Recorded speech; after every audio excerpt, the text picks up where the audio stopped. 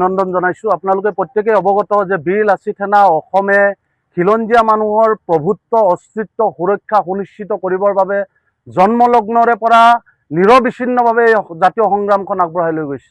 এই জাতীয় সংগ্ৰামখন আগবঢ়াই লৈ যাওঁতে আমাক এই প্ৰচলিত যিটো ব্যৱস্থা, এই ব্যৱস্থাই আমাৰ বীৰ লাচিত সেনা অসম নামৰ আপোচবিহীন যিটো এই সংগ্ৰামী সত্তা, এই সত্তাটোক নিষেধ কৰিবৰ কাৰণে আমাৰ এই সংগঠনটোৰ মাজত এজাক প্ৰচণ্ড ধুমুহাই যেনেদৰে আমাৰ সংগঠনটোক উঘালি পেলাবৰ কাৰণে যি কূটকৌশল ৰচনা কৰিছিল একাংশ ষড়যন্ত্ৰকাৰীয়ে, কিন্তু বীৰ লাচিত সেনা অসম এজোপা বটবৃক্ষ আৰু কোনো ধুমুহা বা বতাহে বীৰ লাচিত সেনা অসম নামৰ এই সত্তাটোক উঘালি পেলাব নোৱাৰে, এই কথা কিন্তু প্ৰমাণ হৈ গ'ল।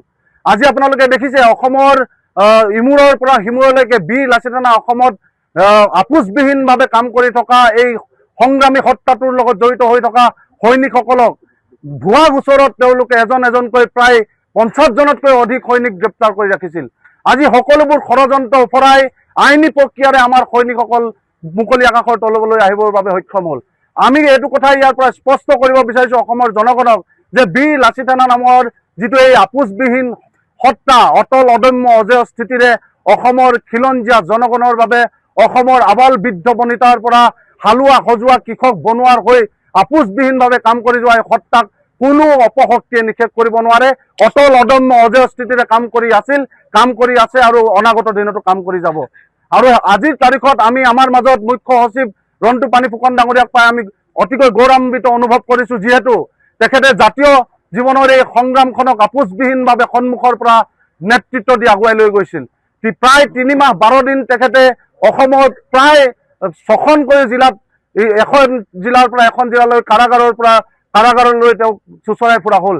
কিন্তু আইনী প্ৰক্ৰিয়াৰ মাজেৰে এটা আইনী প্ৰক্ৰিয়াৰ মাজেৰে কোনো ধৰণৰ শক্তিৰ ওচৰত আঁঠু নোলোৱাকৈ পদলেখন নকৰাকৈ শিৰ উচ্চ কৰি আজি তেখেতে পুনৰ এই আজিৰ পৰাই ত্বৰান্বিত গতিত এই জাতীয় সংগ্ৰামখন আগবঢ়াই লৈ যাব।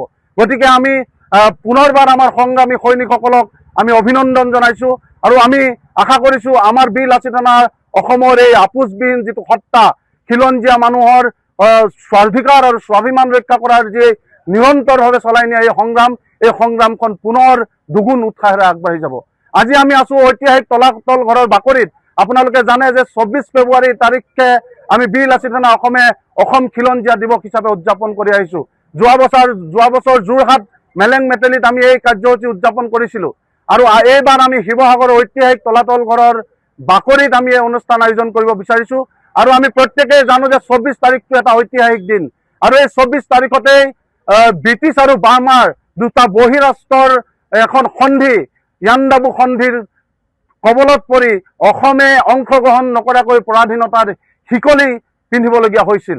আৰু এই তাৰিখটোত যে অসমৰ নহয় সমগ্ৰ ভাৰতবৰ্ষই বা বিশ্বত ৰাষ্ট্ৰসংঘই এটা খিলঞ্জীয়া 2007 চনৰ খিলঞ্জীয়া চনত অধিকাৰ আইনৰ জৰিয়তে অসমত খিলঞ্জীয়া কোন সেই কথা স্পষ্টভাৱে প্ৰমাণ কৰিছে যে 1826 চনৰ 24 ফেব্ৰুৱাৰীৰ আগত এই ভূখণ্ডত আজন্ম গৃহভূমিত বসবাস কৰা স্বকীয় কৃষ্টি সংস্কৃতিৰে বসবাস কৰা প্ৰতিজন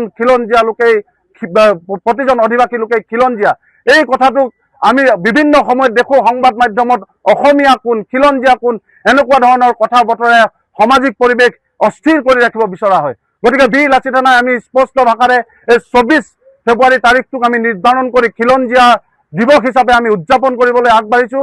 আৰু এই খিলঞ্জীয়া দিৱসতে অসমৰ বিভিন্ন জাতি জনগোষ্ঠী ভাষা ভাষী ধৰ্মাৱলম্বী লোকক একত্ৰিত কৰি বৰ্তমান সময়ত যি অবিশ্বাস সন্দেহ আৰু বিষবাষ্প বিয়পাই সামাজিক পৰিৱেশ যেনেদৰে ঘৃণাৰে বিয়পাই দিয়া হৈছে অসমত, সেই পৰিৱেশৰ ঊৰ্ধত গৈ বীৰ লাচিত সেনা অসমে অসমৰ প্ৰতিটো খিলঞ্জীয়া জাতি সত্তাক একত্ৰিত কৰি প্ৰতিটো খিলঞ্জীয়া জনগোষ্ঠীৰ কৃষ্টি সংস্কৃতিক একত্ৰিত কৰি এখন প্ৰকৃত অৰ্থত স্বাভিমানী খিলঞ্জীয়া জাতিৰ এখন অসম হিচাপে সমন্বয় ঐক্য আৰু প্ৰগতিৰ দিশেৰে আগবঢ়াই লৈ যাবৰ কাৰণে বীৰ লাচিত সেনা অসমে কাম কৰি গৈছে। আৰু আমি অসমৰ প্ৰতিগৰাকী খিলঞ্জীয়া লোকক অহা 24 তাৰিখে তলাতল ঘৰৰ বাকৰিলৈ আমি আমন্ত্ৰণ জনাইছোঁ।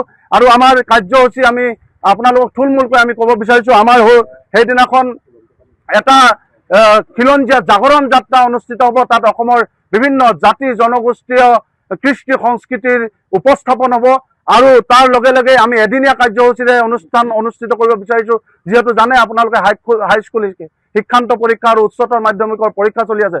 যদিও আমি 3 দিনীয়া বৰ্ণাঢ্য কাৰ্যসূচীৰে এই অনুষ্ঠানটো আৰম্ভ কৰিবলৈ আমি মনস্থ কৰিছিলোঁ, কিন্তু ছাত্ৰ ছাত্ৰীসকলৰ শৈক্ষিক দিশৰ ওপৰত আমি লক্ষ্য ৰাখি আমি এদিনীয়া কাৰ্যসূচীৰে আমি এই অনুষ্ঠান আয়োজন কৰিব বিচাৰিছোঁ। আৰু সন্ধিয়া ভাগলৈ এখন আলোচনা চক্ৰ আমি অনুষ্ঠিত কৰিব বিচাৰিছোঁ। আলোচনা চক্ৰখনৰ বিষয় হ'ব ইয়াণ্ডাবু সন্ধি আৰু উত্তৰ পূব ভাৰতৰ ৰাজনৈতিক অৰ্থনৈতিক পৰিৱৰ্তন আৰু খিলঞ্জীয়াৰ ওপৰত সন্ধিৰ দীৰ্ঘম্যাদী প্ৰভাৱ। আৰু এই আলোচনা চক্ৰখন সঞ্চালক হিচাপে আমাৰ মাজত থাকিব শ্ৰীযুত তপন কুমাৰ শৰ্মা, ৰাষ্ট্ৰীয় খ্যাতিসম্পন্ন লেখক গৱেষক, তেখেত গুৱাহাটীৰ। আৰু আলোচক হিচাপে থাকিব ডক্টৰ অৰবিন্দ ৰাজখোৱা, মুৰব্বী অধ্যাপক, অসমীয়া বিভাগ, উত্তৰ লখিমপুৰ বিশ্ববিদ্যালয়।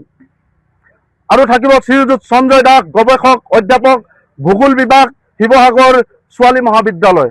আৰু থাকিব শ্ৰীযুতা আশ্ৰাবিকা বৰা, সহকাৰী অধ্যাপিকা, বুৰঞ্জী বিভাগ, ৰূপহী মহাবিদ্যালয়, নগাঁও। আৰু বিশিষ্ট তেখেত এগৰাকী লেখিকা, যুৱ সাহিত্যিক। আৰু থাকিব আমাৰ মাজত শ্ৰীযুত অসীম কুমাৰ হাজৰিকা, গৱেষক তথা অতিথি অধ্যাপক, অসম বিশ্ববিদ্যালয় শিলচৰ।